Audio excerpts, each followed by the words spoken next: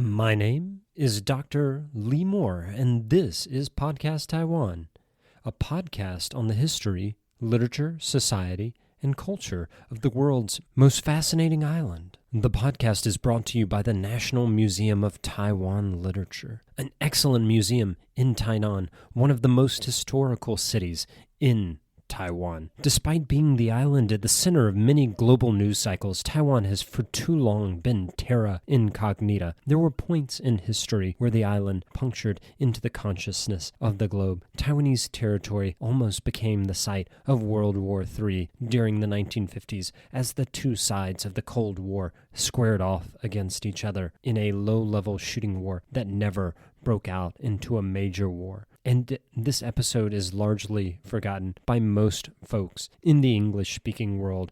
Once again, Taiwan is on the front pages nearly every day. Because of Taiwan's economic prowess and its important geopolitical location, Taiwan is the fulcrum around which so much of today's global politics shifts. Yet the country's history, culture, and literature is still largely a mystery to most people outside of Taiwan. When I first went to live in Taiwan, my friends and family usually couldn't tell the difference between Taiwan and Thailand. I think that's true of much of the population in the English-speaking world. This podcast seeks to redress that by introducing the island to the broader English-speaking public.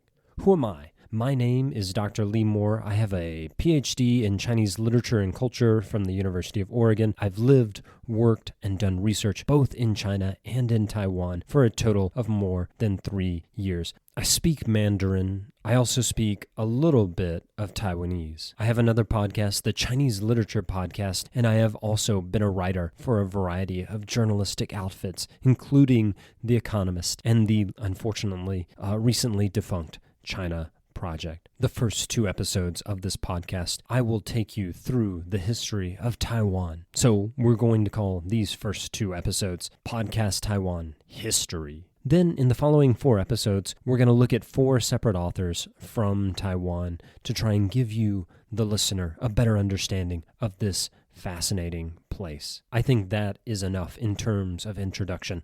Let's jump into the meat of the podcast. Today's discussion will explore the early history of Taiwan from prehistory to 18. One of the questions that lingers over this period, what relationship does Taiwan have to China? Indeed, it is an important question even today, one that has important geopolitical implications. First, we need to run through some very basic geography. Taiwan can refer to a couple of different things. First, it refers to a large island that lies off the coast of mainland Asia, about 100 miles east of the city of Qingzhou in mainland China. Second, Taiwan refers to a polity that exists today. The majority of the people who live in that polity live on the island of Taiwan, but it also includes some other islands. This polity, the state, is not officially called Taiwan. It's officially called the Republic of China, and we'll get into that, the reasons for that, in the next podcast. But people, when referring to what's officially supposed to be called the Republic of China,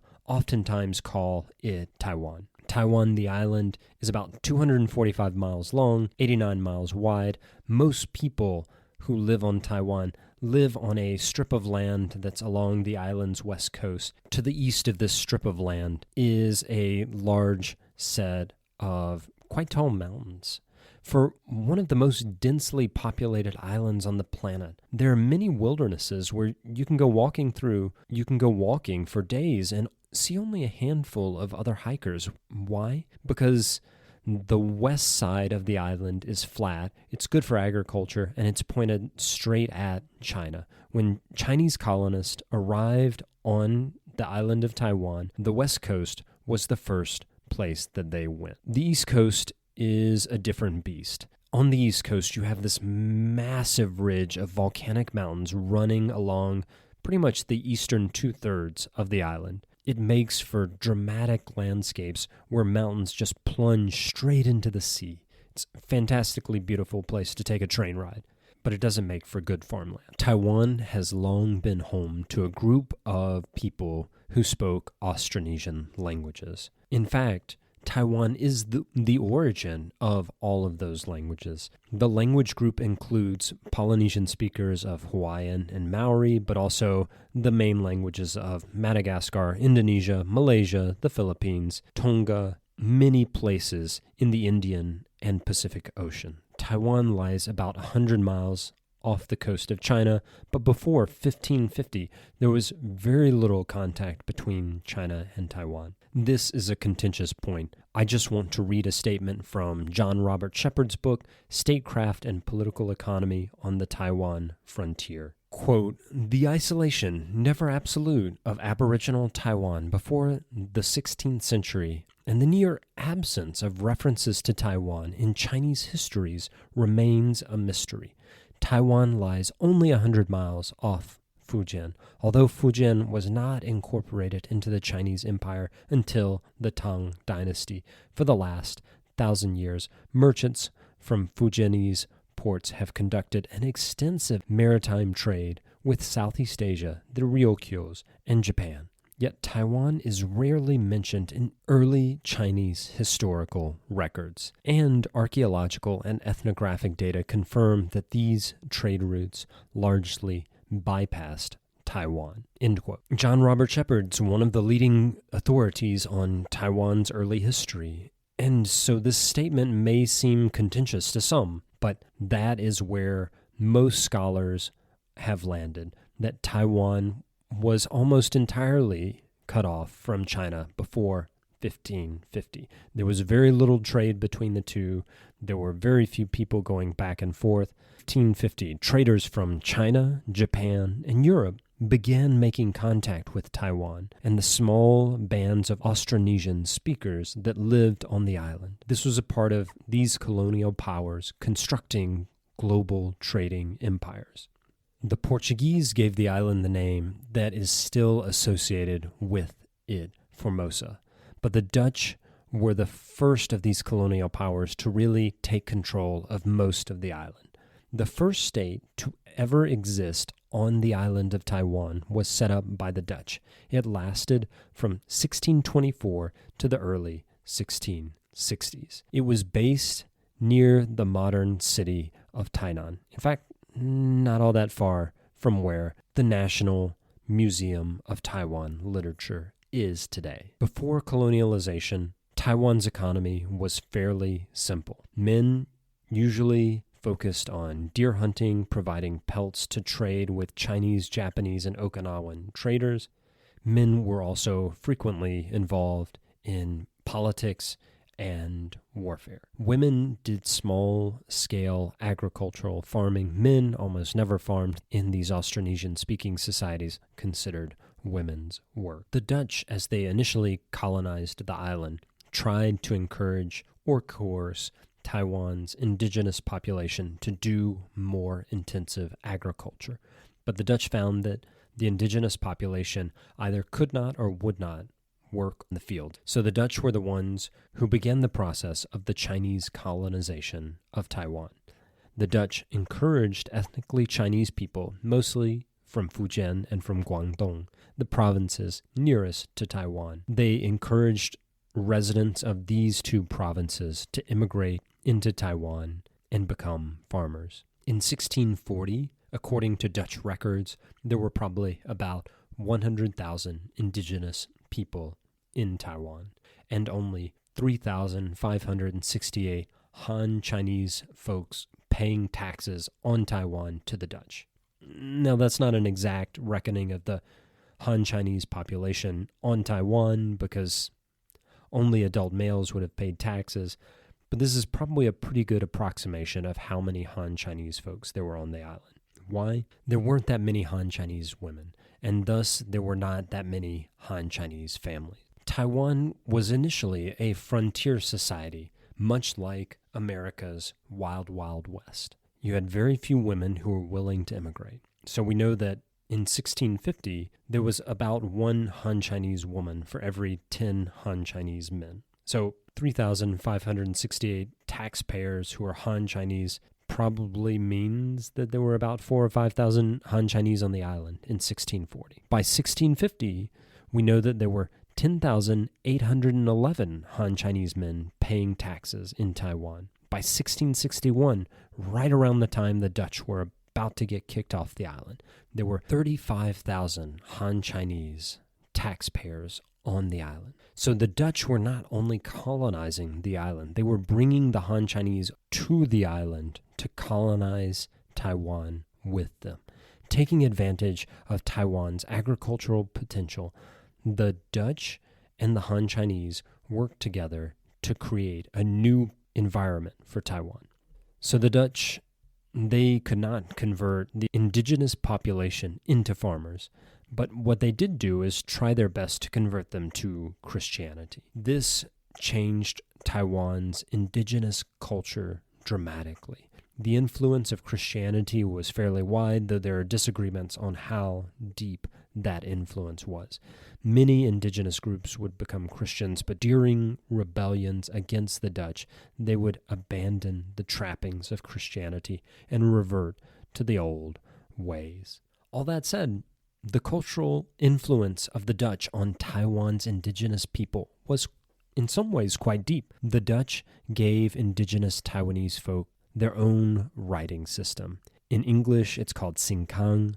The first literature produced in Taiwan was written in an indigenous Taiwanese language using the Roman alphabet. It was not in Chinese. This is the first writing system to take root amongst the Taiwanese people, and it was quite influential.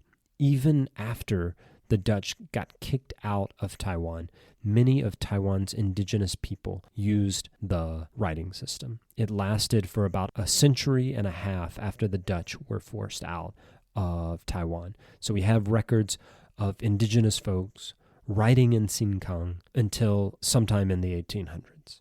That said, even though the Dutch were quite influential, they were kicked out. Let's talk a bit about Chinese history here. Without this bit of Chinese history, you really won't know what's going on in terms of Taiwan's history. From 1368 to 1644, the Ming Dynasty ruled China. In 1644, the Ming Dynasty collapsed, and the Qing Dynasty took over. But throughout southern China, there were many who resisted the Qing and stayed loyal to the Ming Dynasty.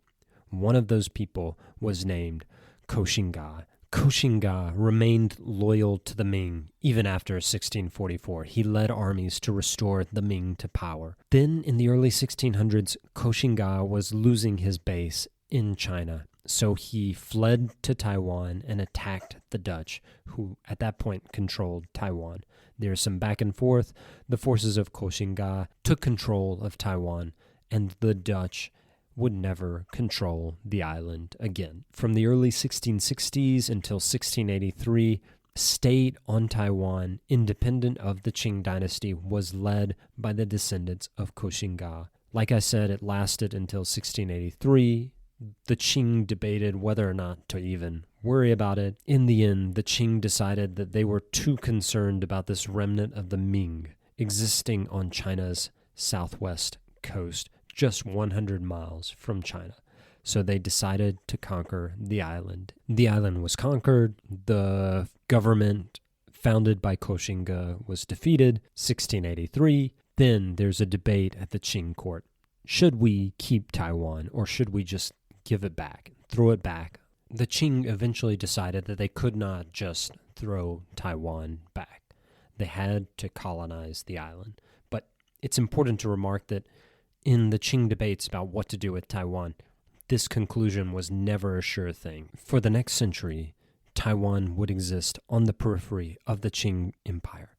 Taiwan was, as I said before, a frontier, not all that different from the American West 1 century later. You had many Chinese men coming to colonize the island. The society had many more men than women, and you have some of the same problems that you often have in hyper-masculine frontier towns. There was a lot of drinking, a lot of gambling, and a lot of prostitution.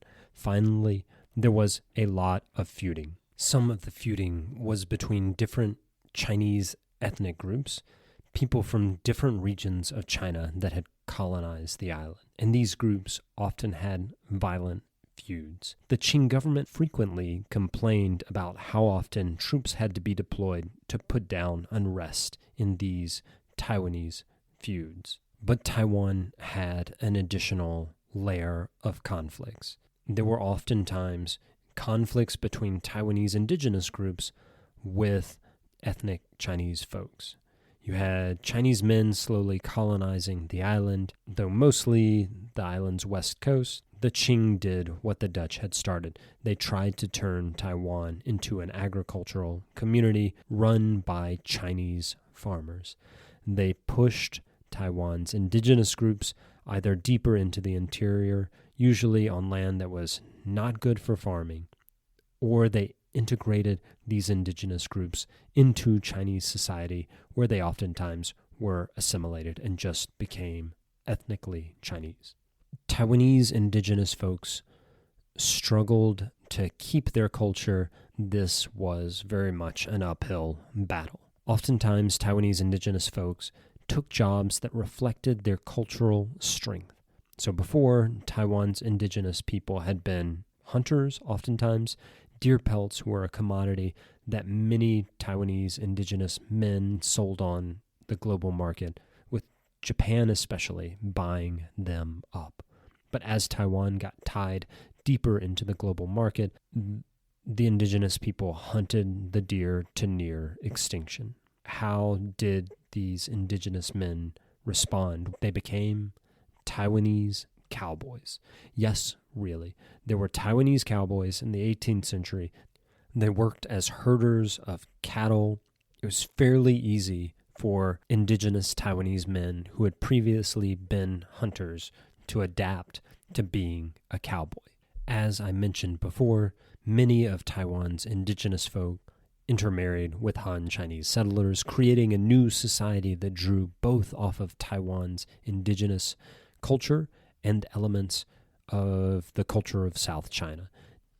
All of this is to say, if you want to think about what Taiwan was like before the 1800s, you might want to think about what the American West was like.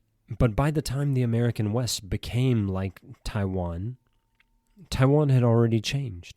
During the 19th century, that is the 1800s, from the year 1800 to 1895, Taiwan went from being a frontier territory to becoming a sort of integrated part of the Qing Empire. That's not to say that Taiwan was ever just like Fujian, or just like Guangdong, or just like any other part of the Qing Empire. It was never a carbon copy of anywhere in China. It was always uniquely Taiwanese. But during this century, there was a period of acculturation that made Taiwan increasingly look like much of the rest of the Qing Empire. The triennial exams that chose the mandarins, the scholar officials who ran the Chinese state, these exams were held in Taiwan, and Taiwanese residents did occasionally ascend to the highest offices. This is the period in which the earliest shoots of Taiwanese literature burst forth from the ground. Of course, this podcast is sponsored by the National Museum of Taiwan Literature, so we'll be talking a lot about literature, even when we're talking about history. During this period, Taiwan went from being a frontier society to a society that was more settled, and you had a capacity to produce. It was in the end of this period, around the 1890s, that one of the most important pivots in Taiwan's history turned: the Japanese colonization of Taiwan. Let's talk a little bit about the backstory of this event. In the latter half of the 19th century, Taiwan was increasingly integrated into the rest of China, but it was also both distinct from the rest of China and always fairly peripheral to China.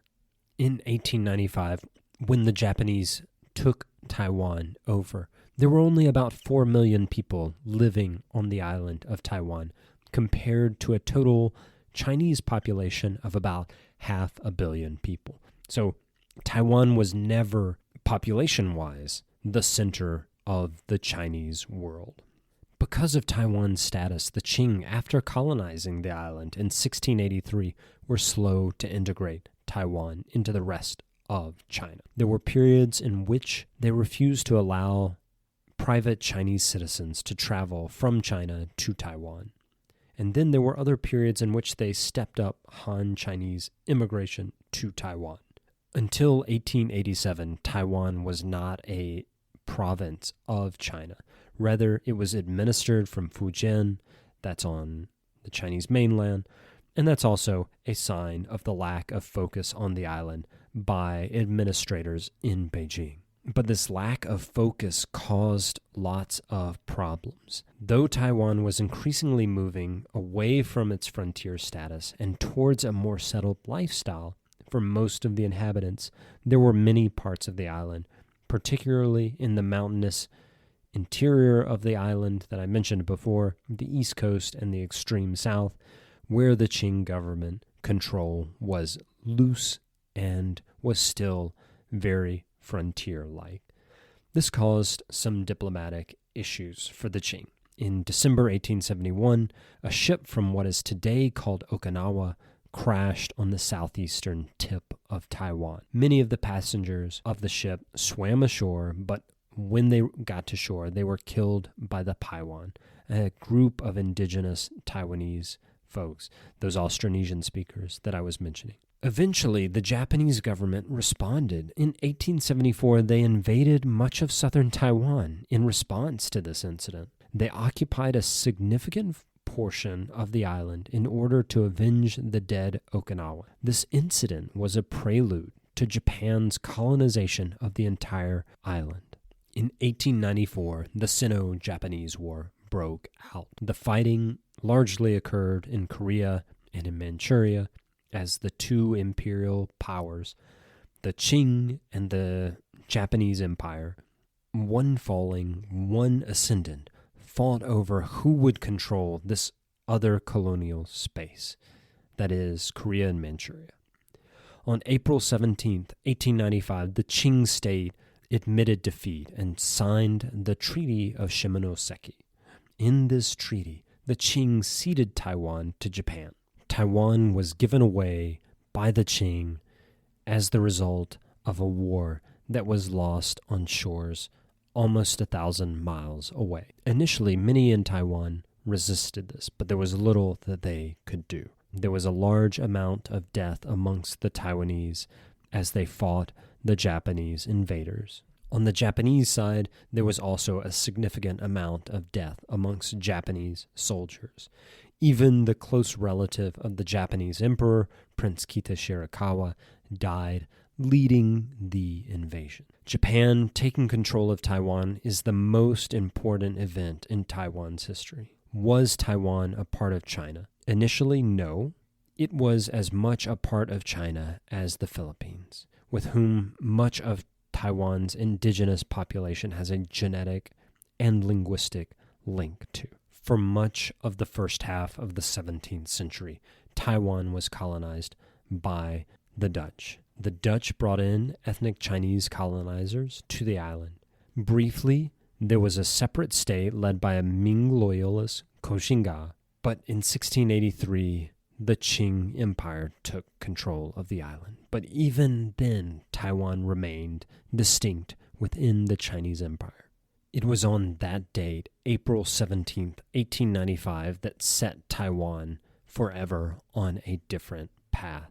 Japan colonized Taiwan for 50 years, giving Taiwan a very different political history from China. Okay, I'm going to start to wrap it up here. Today's podcast will end here with a short poem by arguably the most famous Taiwanese poet of the period, Qiu Fengjia. Born in today's Miaoli County in Taiwan, Qiu Fengjia was a poet official. Here's the poem that he wrote on the date, April 17th, 1895, the day he heard Taiwan had been surrendered to Japan in the Treaty of Shimonoseki. Spring worries are hard to shake off. Cheer up and look to the mountains. Past events frighten the heart. Tears shed their own tears. 4 million people all have the same cry. Last year's today, Taiwan was ceded. So for the next podcast, we'll take a look at Taiwan's history from 1895 to the present. My name's Dr. Lee Moore. This is Podcast Taiwan History a podcast on the history, literature, and culture of the world's most fascinating island. Until next time, I'll say thanks for listening. 多虾